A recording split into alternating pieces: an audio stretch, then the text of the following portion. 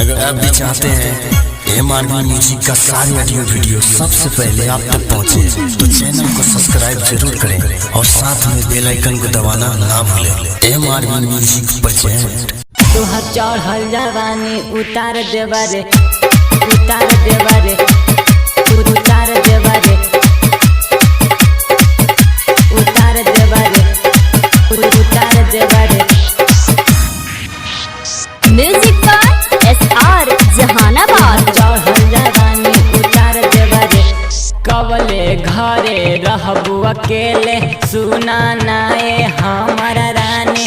कवले घरे रहबू अकेले चलना तोह के घुमाई दी रे, जिला जहानाबाद के हई रंगवा।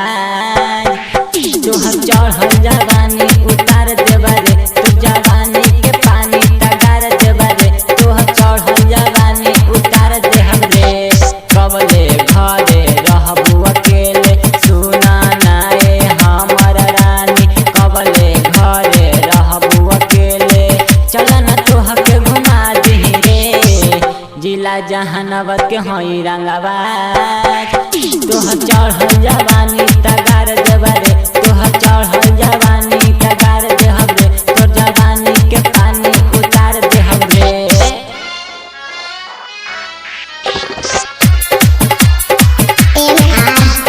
B music studio Sakurabad.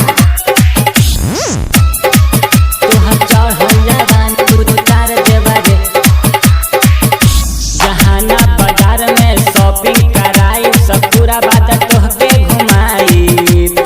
ओकरे बाद सुनाए रानी घरे अपन लेके जाइब सुन नाएगे। जहाना बाजार में शॉपिंग कराई सकूराबाद तोहके घुमाई। ओकरे बाद सुनाए रानी घरे अपन लेके जाइब बाटे अबारा गाँव के लइका सुन नाहेगे। बाटे अबारा गाँव के लइका तोहके सब कुछ सिखा दी रे, जिला जहानाबाद के हई रंगवा। तोहर चढ़ल जवानी उतार देहब रे, तोर जवानी के पानी तगार देहब रे। तोहर चढ़ल जवानी उतार देब रे।